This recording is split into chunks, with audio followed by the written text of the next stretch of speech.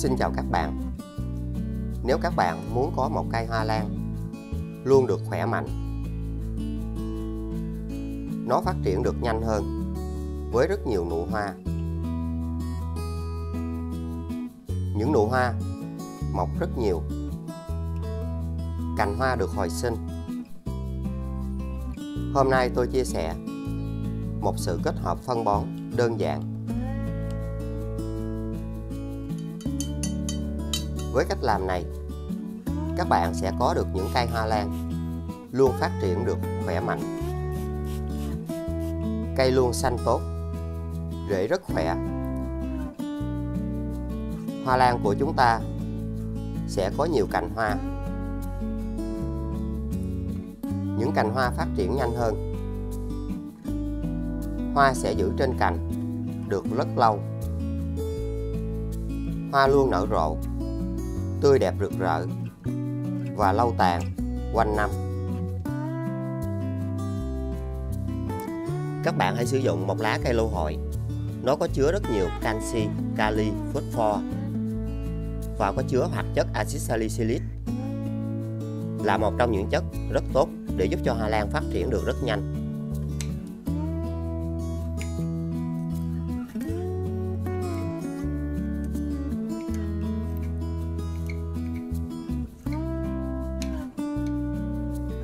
Sau đó các bạn sẽ cho tất cả lô hội này vào lọ.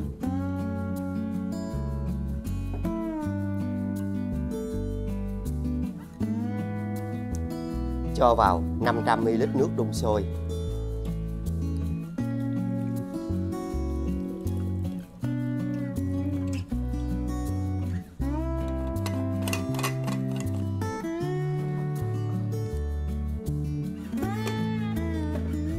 Khi chăm sóc những cây hoa lan thì bột quế đóng vai trò rất quan trọng. Nó giúp cho cây kháng khuẩn và giúp cho những cây hoa lan của các bạn không bị thối, phát triển được rất nhanh. Hãy dùng một thìa nhỏ.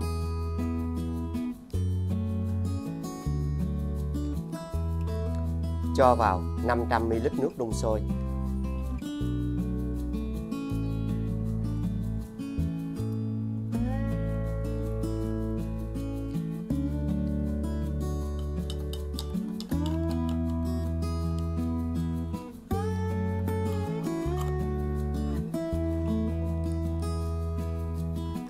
Các bạn hãy chờ cho nước này nguội.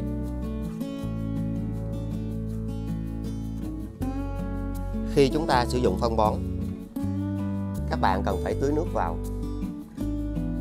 để nó giúp làm ẩm chất trồng và rễ của cây. Và đây là một trong những biện pháp đơn giản và rất dễ.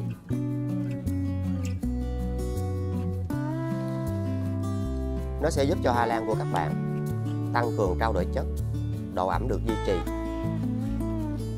Phân bón sẽ dễ dàng hấp thụ. Vì những cây hoa lan xuất phát từ vùng nhiệt đới, nên khi các bạn sử dụng cách làm này, nó sẽ giúp cho những cây hoa lan yếu ớt phát triển rễ rất nhanh.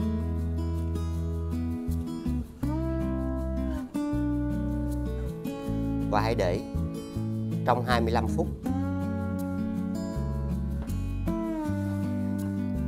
Các bạn hoàn toàn có thể áp dụng cách làm này mỗi tháng một lần.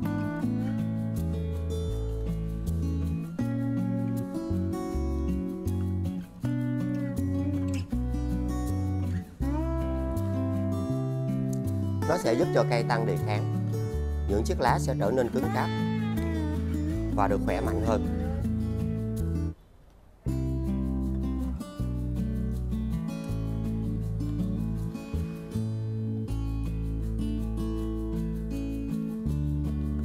Sau đó hãy lấy những cây hoa lan ra.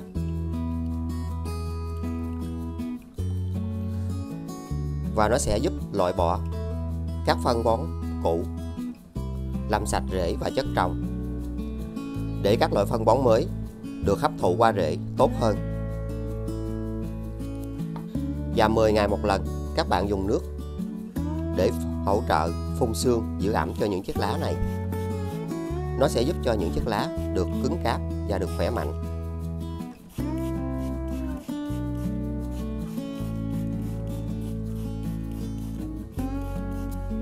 và nó sẽ giúp cho những cây hoa lan yếu của các bạn sẽ luôn có được những chiếc rễ khỏe hơn.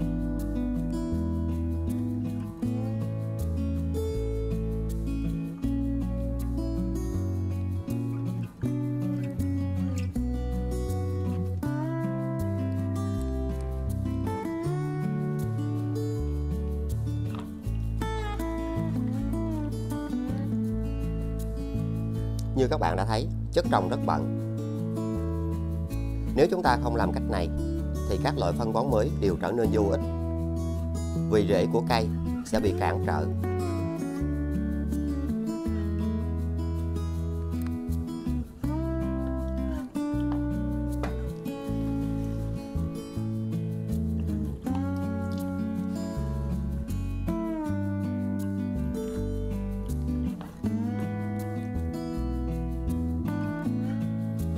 Sau khi nước này đã nguội, các bạn sẽ lọc vỏ cặn.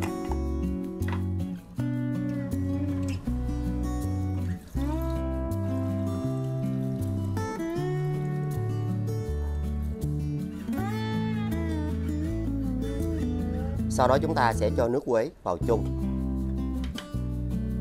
Rất tốt cho hoa lan phát triển.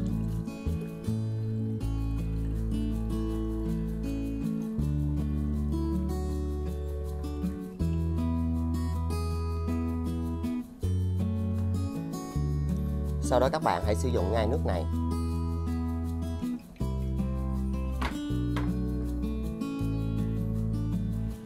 Và hãy lau những chiếc lá này. Nó sẽ giúp cho những chiếc lá hoa lan luôn được sạch. Cây sẽ không bị nấm, không bị côn trùng. Và hãy nhớ lau dưới mặt lá này. Nó sẽ hỗ trợ và giúp cho hoa lan được phát triển rất nhanh. Dưới mặt lá này, nó sẽ luôn chứa đựng rất nhiều nấm.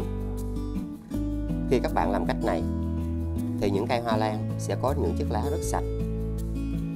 Cây sẽ có được màu xanh của lá. Phát triển được rất nhanh. Và những phần này sẽ dần được trở lại với màu xanh. Và hãy nhớ lau đều hai mặt lá này.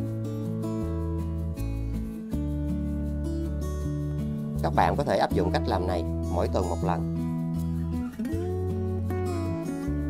Hoa lan khi được chăm sóc theo cách này, có được những chiếc lá luôn được xanh tốt và rất khỏe mạnh.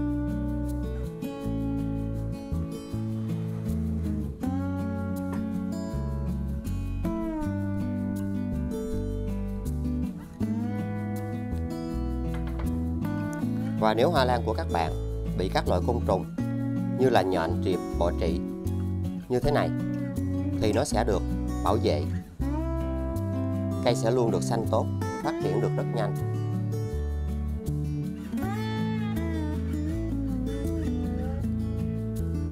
Và nó cũng là một trong những chất để làm sạch bụi bẩn, giúp cho những cây hoa lan tăng cường trao đổi chất.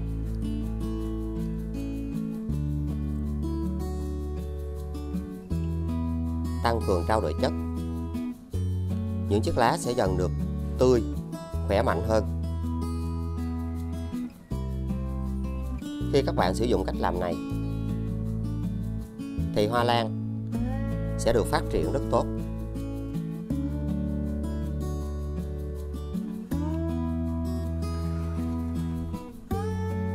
Sau đó hãy dùng nó để phun sương cho cây.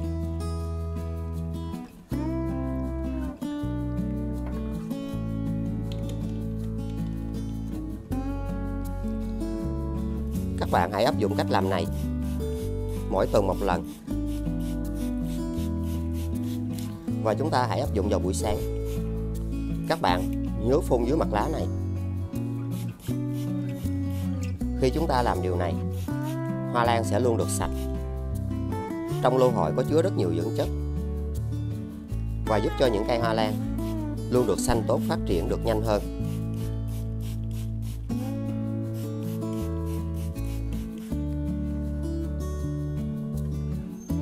Với những cây rất yếu ớt sẽ có được những chiếc lá có màu xanh.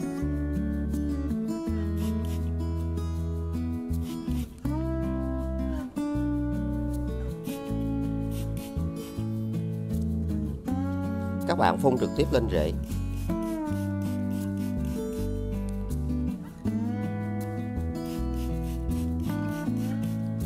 Rễ sẽ được bảo vệ. Cây luôn có rất nhiều rễ khỏe, được hồi sinh rất nhanh và luôn được xanh tốt hơn.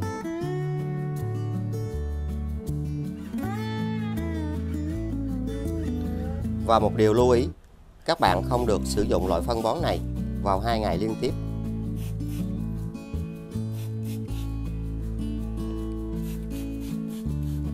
Đối với các loại phân bón hữu cơ, chúng ta cần phải có liều lượng. Tuy hấp thụ chậm, nhưng khi cây đã phát triển thì rất bền vững theo thời gian.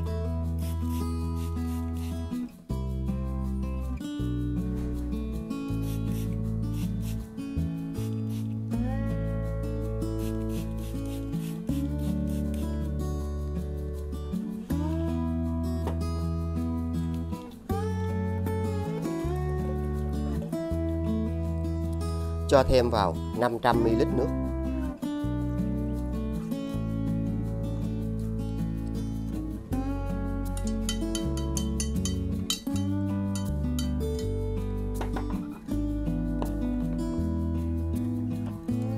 Sau đó các bạn tưới ngay vào gốc của cây.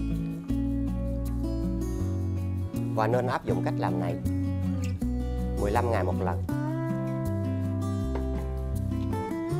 Hãy để trong 25 phút.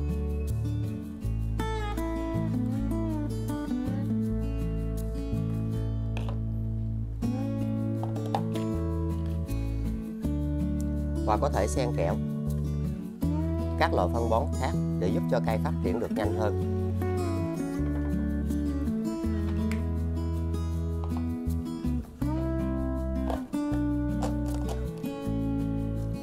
Rễ của hoa lan sẽ được bảo vệ và không bị thối.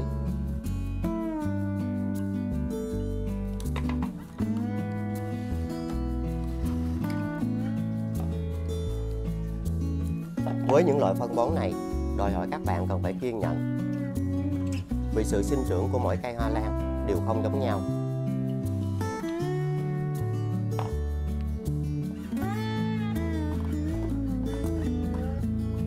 Và chúng ta kiên trì sử dụng cách này, nó sẽ hỗ trợ giúp cho hoa lan của các bạn luôn được xanh tốt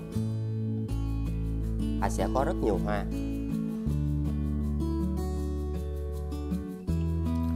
Sau đó các bạn lấy ra. Và đối với những cây hoa lan, hãy nên đặt ở những nơi như là ban công, cửa sổ, mái hiên, nơi có ánh sáng trong ngày. Những chiếc lá sẽ được phát triển nhanh và khỏe mạnh. Cây luôn xanh tốt và sẽ có nhiều cành hoa phát triển được nhanh hơn.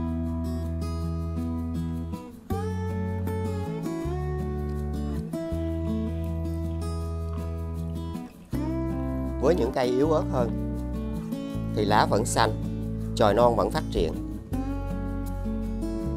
Rễ đã phát triển được rất tốt và được hồi sinh, phát triển được nhanh hơn.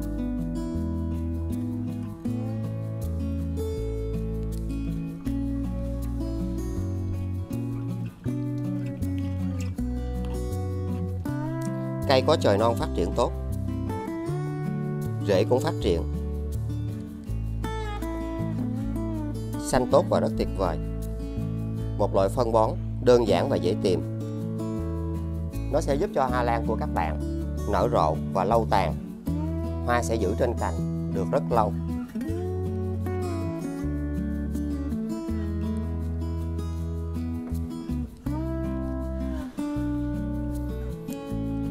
Mình luôn có chia sẻ nhiều cách để các bạn có thể xem và lựa chọn những cách làm nào đơn giản và dễ nhất. Và trên kênh cũng đã có thêm nhiều phụ đề để các bạn chọn những phụ đề phù hợp.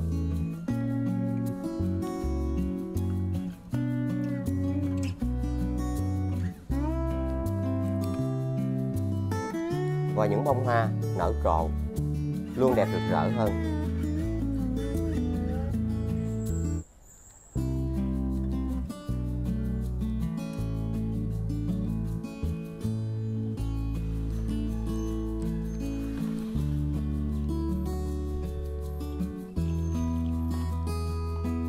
Những cây yếu kém sẽ dần được có rễ khỏe mạnh. Đừng quên like, chia sẻ, đăng ký kênh và nhấn chuông để tiện theo dõi. Xin chào và hẹn gặp lại. Chúc các bạn luôn thành công.